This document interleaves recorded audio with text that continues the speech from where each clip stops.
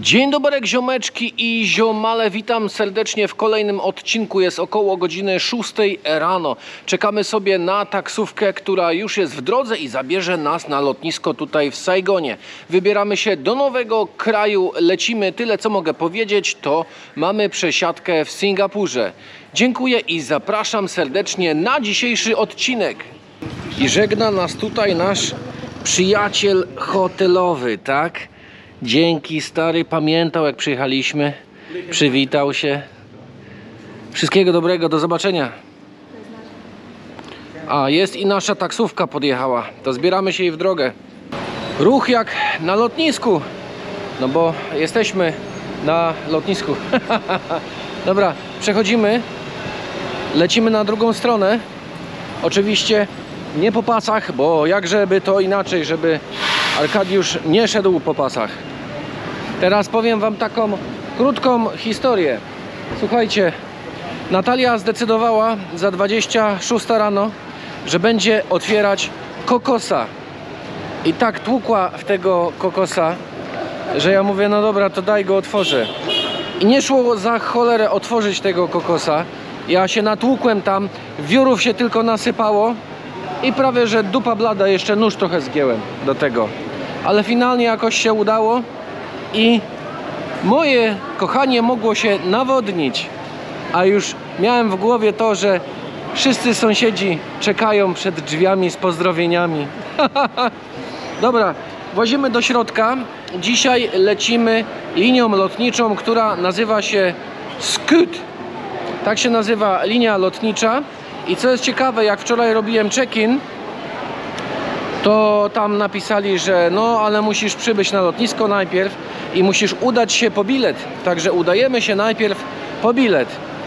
Z tablicy tyle, myślałem, że to Jackie Chan idzie.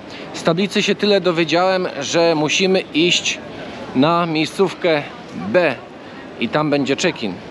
No i jest B. O, już trochę czeka ludzi. Tutaj jakaś się kolejka zrobiła, ale na szczęście niedługa. A pani tutaj pcha więcej bagażu niż waży. Przeszliśmy przez odprawę i odlot mamy do Singapuru z bramki 27. To lecimy tędy. Za mną załoga. Do jakiego działu kobietę przywiało? A oczywiście, że do perfumów. Zobaczcie. A gdzie mnie zaraz zawieje? A do działu z jedzeniem. Taka ciekawostka, tutaj w Saigonie na lotnisku międzynarodowym, jakbyście szukali normalnych cen za kawę i coś do zjedzenia, to wybierzcie się do Highlands Coffee. I tu macie normalne ceny, zobaczcie, na przykład kawa kosztuje mała 60, średnia 70, duża 80 tysięcy. 60 tysięcy za małą kawę to jest jakieś tam $2 z groszem. A w tamtą stronę, jak szedłem wcześniej, kawa była po 5-6 dolarów minimum. I zobaczcie teraz to. Mamy taką małą kanapeczkę, która tutaj kosztuje 40 tysięcy. No i jest to grubo poniżej $2. A mamy teraz kanapeczkę tutaj, tą samą dokładnie, i ona kosztuje tutaj $2. Albo zobaczcie, bułka taka zwykła banh mi, gdzie kosztuje około $1 na ulicy w Saigonie, to kosztuje 7,5. Także ceny, rozpiętość cenowa jest ogromna i naprawdę polecam tą miejscóweczkę Highlands Coffee, bo kupicie sobie tutaj coś do jedzenia i kawkę najtaniej na całym lotnisku. Ogólnie ziomeczki, co robimy? A czekamy, aż ci wszyscy ludzie tam wejdą sobie do samolotu. A dlaczego czekamy? A czekamy dlatego, że mamy przeładowane bagaże. Mamy przeładowane bagaże. Natalia miała około 15 kg, słuchajcie, 14 tam z groszem. Dozwolone mamy po 7. Ja mam jakieś 10 tam i pół, coś koło tego. I ciekawe było to, jak żeśmy właśnie odbierali dzisiaj bilety, to gościu mówi, muszę zważyć wasze torby. I ja tak kładę torbę i tak trzymam tą torbę za rączkę i tak do góry ją uniosłem trochę, żeby mniej ważyła, ale nie spojrzał się nawet na wagę, a oto lecimy tym Scottem i u Natalii też nie spojrzał się zbytnio na wagę i przeszło. A czekamy, żeby wejść ostatni z tego względu, że jeżeli coś pójdzie nie tak, to byśmy musieli wcześniej na przykład zważyć, ktoś by mógł się przypieprzyć do tego, żeby nam zmierzyć te bagaże czy coś tam, bo często mają takie stojaki, nie? A linia Scoot jest jedną z najtańszych jakichś takich linii niskobudżetowych, które latają tutaj w tych rejonach. I jak będziemy wchodzić ostatni, to oni już się będą spieszyć. Tak wyczekamy ten moment, że jak się będą spieszyć, to już wtedy po prostu wbijamy i nie będą raczej nic mierzyć i ważyć. Także sprytnie próbujemy ich podejść. Zobaczcie, Natalia poszła, złamała naszą tutaj umowę bycia ostatnim. Zobaczymy, jak jej pójdzie. Ja pójdę ostatni. Ja jestem oficjalnie ostatni. Za mną nie ma już tutaj nikogo. O, thank you. Żeby wam pokazać, że nie kłamie, nie ma nikogo innego. Hello, how are you? I'm good. Thank you. Yeah, you can take it the last. Oh, sure. All right, thank you, sir. Thank you. Bye bye. No i elegancko. Wchodzimy bez żadnych problemów, chociaż Natalia też przeszła bez żadnych problemów. Ha. No, ostatni look, taki ostatnie spojrzenie na krainę bez deszczu, bo lecimy prawdopodobnie w dużo deszczu. Może się już domyślacie, dokąd lecimy? Witamy serdecznie na lotnisku Changi w Singapurze. Mamy jakieś 2 godziny, 3 godziny w sumie niecałe do następnego samolotu. Kierujemy się teraz do naszej bramki. Jest to gdzieś tam B9, z tego co udało nam się dowiedzieć. I znajdziemy jakąś fajną miejscówkę, żeby sobie zjeść jakieś dobre śniadanie. Dobre śniadanie, a już może i nawet wczesny lunch. To zamówiłem sobie jedzenie, zamawia się w takich elektronicznych kioskach. Dostaje się numer, ja mam 1600, jeszcze go nie ma na ekranie i odbieramy sobie jedzenie właśnie w takich oto tutaj miejscach. Czekamy i odbieramy. A co zamówiłem sobie? A zamówiłem sobie jakiś ryż z kurczakiem i z czymś tam jeszcze. Zobaczymy. Jest moje zamówienie gotowe na stoisku numer 8, z tego co przeczytałem. Idziemy do stoiska numer 8. Ósemeczka jest tutaj. I jesteśmy na miejscu. Dzień dobry.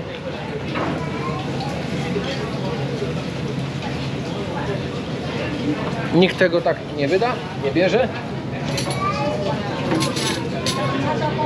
To weźmiemy tak. Sorry. Ziomeczki, przechodziłem obok sklepu z ubraniami i musiałem sobie zakupić. Zobaczcie, jaki fajny kolorek. Kupiłem sobie 2 pary takich krótkich spodni, bo krótkie spodnie moje się kończą, przecierają i wyglądają jak takie dziady, a ja nie będę jak taki dziad chodził, to musiałem coś tutaj zakupić. Ile zapłaciłem? Zapłaciłem $55 singapurskich, czyli lekko ponad 160 zł za 2 pary, coś w tym stylu, nie? A teraz kierujemy się do naszej bramki B9. Tak jak Zygmunt Heiser mówił. Co znajduje się w bramce numer 3, proszę Państwa? Polonez, pralka czy ząg? To jesteśmy pod bramką numer 9 i tutaj będzie się odbywało kolejne przeszukanko, macanko. Ziomeczki, jesteśmy po kolejnej kontroli. Bagaże przeszły bez problemu. Mój około 10 kg, 10,1, a Natalii około 15. Ja na mojej wadze to sprawdzam, ile to wszystko zawsze waży, ale dało radę. Wchodzimy wszędzie jako ostatni i nas wszędzie wpuszczają i już nie sprawdzają. W większości ogólnie nie sprawdzają, ale wyrywkowo zawsze mogą. A jak się wchodzi ostatniemu, to się takich problemów unika. Przepraszam, a za czym Państwo tak stoją? Za czym ta kolejka? Nasza miejscówka dzisiaj ma numer 9, także niedaleko głównego tutaj wyjścia z przodu. Fajnie, fajnie, bo szybko się wtedy wyjdzie, a nie jak wtedy mieliśmy numer 25. Jest 9, ja mam B, Natalia ma C, czyli ja siedzę koło pani Gieni. Witam serdecznie już z nowego kraju. Właśnie dotarliśmy, wylądowaliśmy przed chwilą i muszę Wam powiedzieć szczerze, mieliśmy mega, ale to mega piękny zachód słońca. Oczywiście Wam go pokażemy, żebyście sobie mogli zobaczyć. My się musimy przedrzeć teraz przez punkt jakiś tam kontrolny i przez urząd celny, czy jak to się imigracyjny, o dokładnie, urząd imigracyjny, musimy przebrnąć przez to. Także my idziemy, a wy rozkoszujcie się widokiem pięknego zachodu słońca.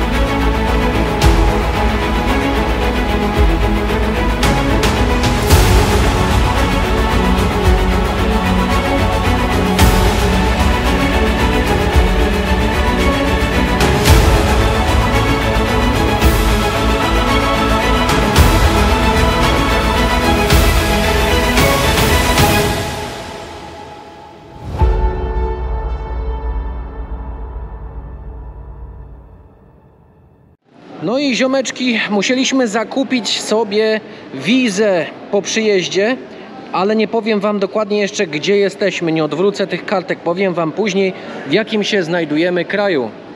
Przeszliśmy te całe wszystkie dokumenty i tak dalej, a teraz szukamy jakiegoś miejsca, żeby zakupić internet. Na razie nic nie ma w pobliżu i szukamy też jakichś kibli, bo Arkadiuszowi chce się odcedzić co nieco. A tutaj nie wygląda, żeby coś było. Zaraz zobaczymy, może gdzieś tutaj sprzedają internet, bo bez tego ani rusz. Ziomeczki, słuchajcie, tutaj właśnie walczę z graberami na lotnisku właśnie Lombok w tej chwili. Pojawiłem się w jednym miejscu i oni tutaj się zlecieli jak muchy do gówna tak naprawdę.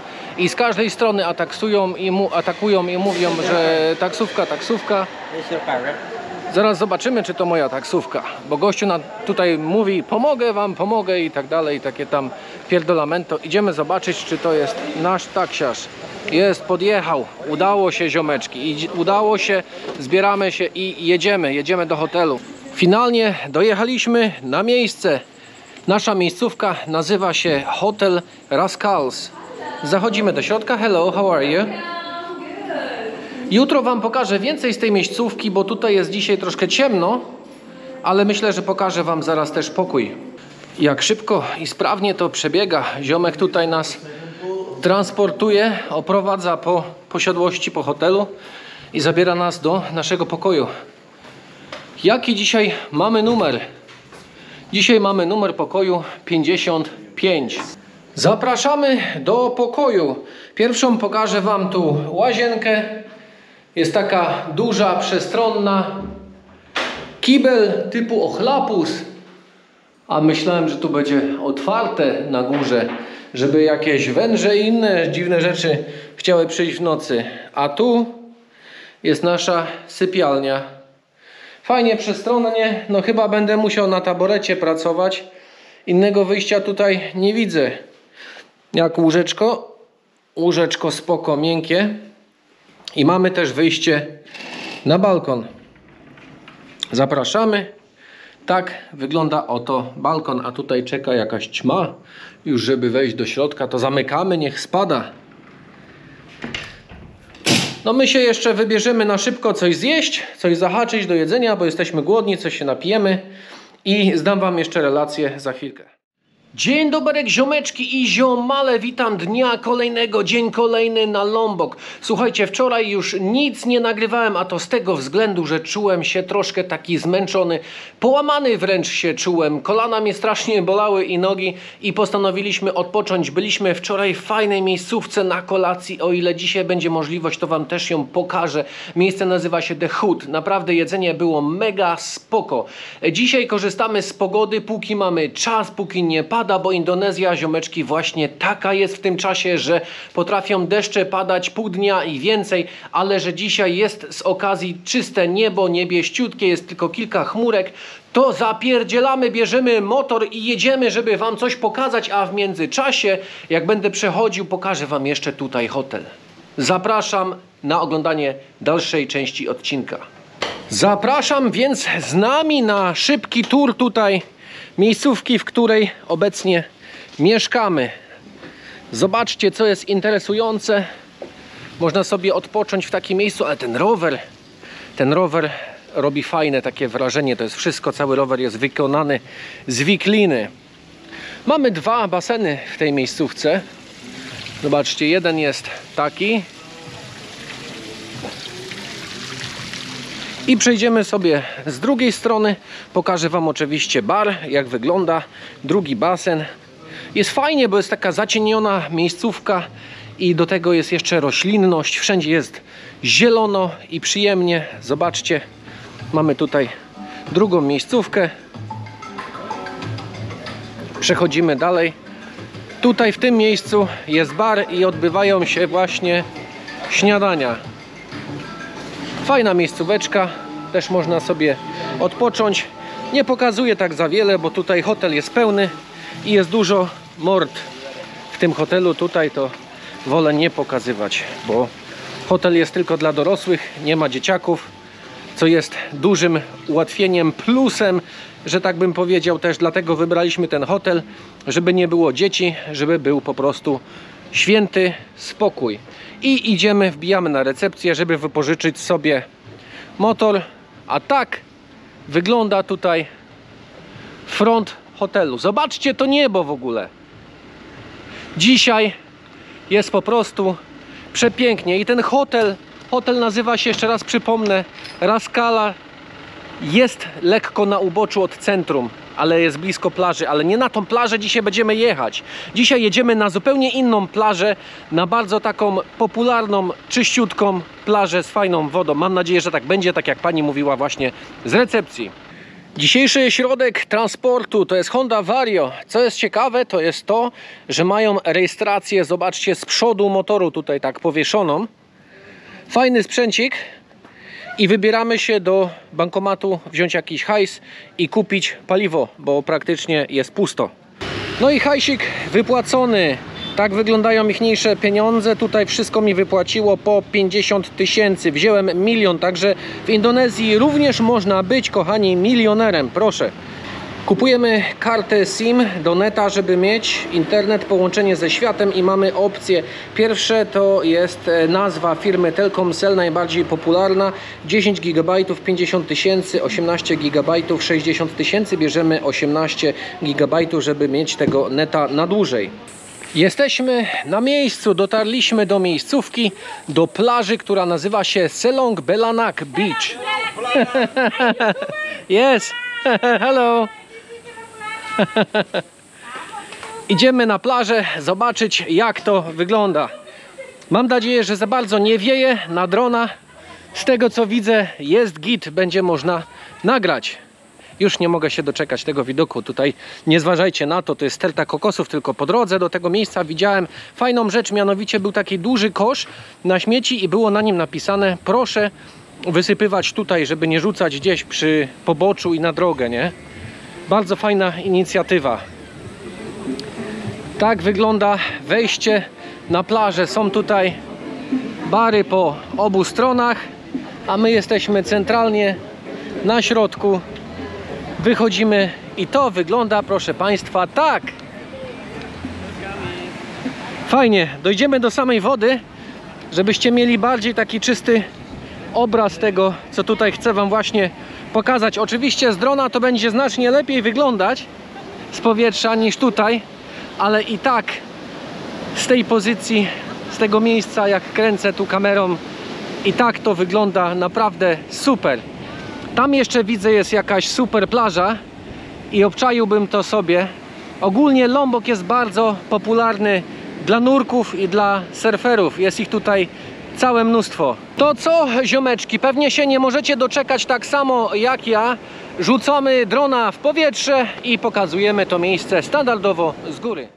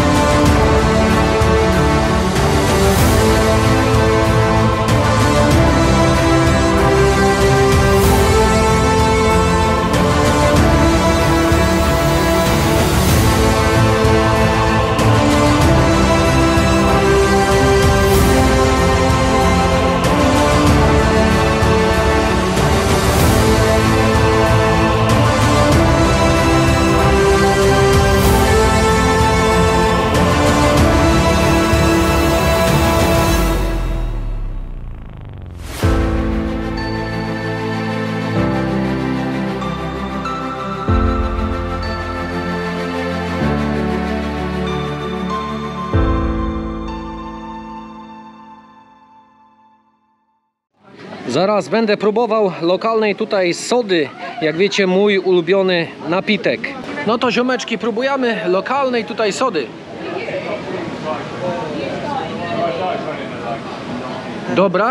Dobra, ale muszę wam powiedzieć, że soda w Tajlandii jest lepsza. Patrzcie, jakie fajne popielniczki porobili. Naprawdę ciekawe to jest. Albo na przykład taka popielniczka z muszli. Ja idę ogólnie w poszukiwaniu Natalii, a tu ziomki jeszcze mają takiego grilla, robią kukurydzę z grilla.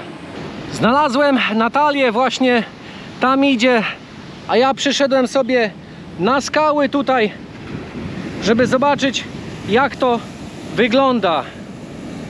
Ulala! Ja nie będę podchodził tam za blisko z tego względu, że jeszcze jakaś fala gdzieś mnie może zdmuchnąć. Ale zobaczcie, jak to tutaj szaleje. Jaka kipiel w ogóle tutaj jest. Przecież jak ktoś by tutaj tak siup wskoczył, to jest dobrze pozamiatany.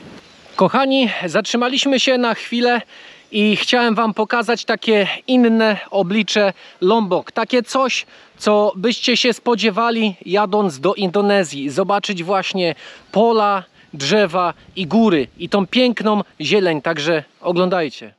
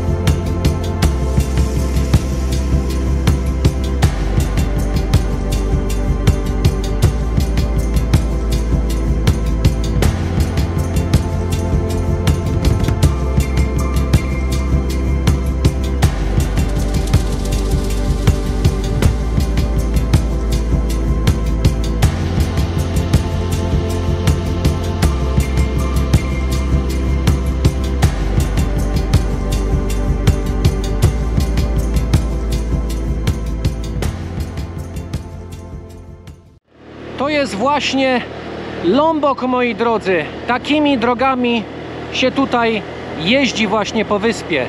Wydaje mi się, że ten klimat tutaj, właśnie taki wiejski, jest znacznie ciekawszy niż klimat wietnamski.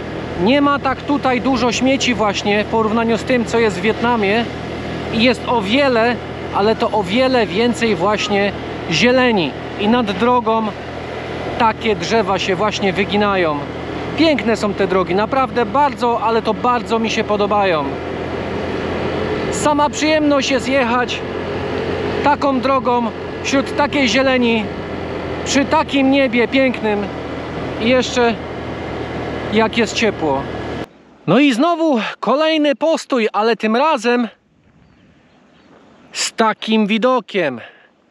Patrzcie na to. Jak ja przejeżdżałem, mówię, musimy tu koniecznie zjechać. No trzeba. Przed chwilą pokazywałem wam widok stamtąd, ale troszeczkę niżej pan prowadzi knajpę, gdzie stanęliśmy, żeby coś się napić, żeby się nawodnić. I pan prowadzi tutaj takie coś, co się nazywa Sky Lancing. I można sobie pofruwać. Można sobie pofruwać tutaj z góry. Zobaczcie. Albo można pofruwać sobie na tej plaży, co byliśmy. Koszt to jest $67 za jakieś tam 15 minut latania. A tutaj to w górach, tylko nie ma dzisiaj na to warunków, jest tańsze, bo kosztuje jakieś połowę z tego, czyli tam 30 do 35 dolarów amerykańskich. Pan polecił wjechać nam na samą górę, na sam szczyt, bowiem stąd startują z tymi spadachronami. Paragliding stąd się rozpoczyna. Można sobie nawet tutaj w tych domeczkach zamieszkać, jakby ktoś chciał. $20 jest za dobę. Poza kosiarzem umysłów tutaj nie ma nikogo. Jesteśmy tylko my we dwójkę. Żadnych innych turystów nie ma. A patrzcie, jaki jest widok z góry. W dole klimatyczne domeczki, w dole koparka. Ale widok na tą tutaj zatokę jest przepiękny, cudowny jest ten widok. Warto było tu przyjechać na Lombok. A sama wyspa, patrzcie, jest naprawdę ogromna, ciągnie się bardzo daleko. Ale coś tam pojeździmy po niej. Zatrzymaliśmy się, bo tu jest lokalny taki pieseł, który pilnuje pól wokoło. Jak ktoś się zatrzyma, to on ma tu podejść, ma tu oszczekać. Na razie tylko tutaj tak z ciekawości podszedł, zobaczyć, kto to jest. Spoko, nie przejmuj się, nie chcemy nic ukraść. Zobaczcie, trafiłem na szkołę karate, jakąś lokalną. Tutaj dzieciaki walczą. Jak szkoła, to jest... Może zrobimy taki odcinek, jak Bruce Lee wszedł do szkoły i całą rozwalił. Uuu, there we go. Wszyscy chcą się pokazać. Chyba jesteśmy lokalną atrakcją. Idziemy? Pokażemy wam, jak wygląda to miejsce w środku. Halo. Tu macie coś takiego. Nie wiem, czy to jest nazwa tej szkoły, ale być może. Nie wiem, czy to jest ogólnie szkoła sama karate, czy to jest szkoła... Patrzcie, jak idą ze mną wszyscy.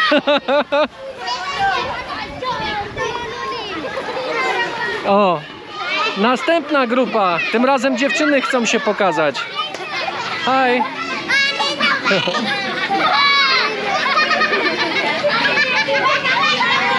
Patrzcie, jaka atrakcja, no. Fajnie, to jest właśnie Indonezja. Są tutaj ludzie bardzo, ale to bardzo przyjaźni. Młody skacze do kamery. Zobaczcie. Zrobimy sobie z nimi zdjęcie. To nie będziemy dzieciakom przerywać w zajęciach. Niech sobie uczą się. A, dalej za mną idą. To niech dzieciaki się szkolą dalej w tym, bo są dobre. Ale wszędzie widzę tylko białe pasy. Tam dziewczyny mają żółte. To co? Dziewczyny są lepsze w karate? A nie, tu jest jeden ziomek, ma żółty. Ziomek miał żółty pas. Dobra, ciao. To wychodzimy, idziemy. Żegnamy się. Under my umbrella, ela, Pani z parasolką chodzi i stała w cieniu.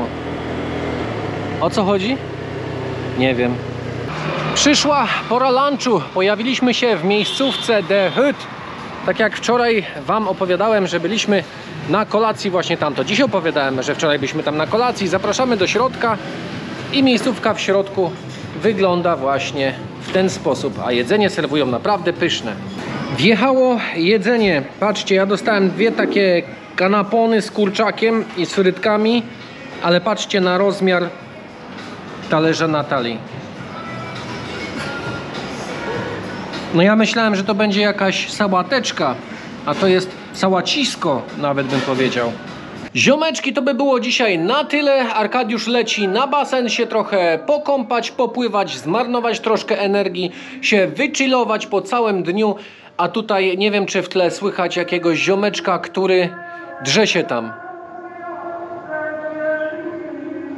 Drze się?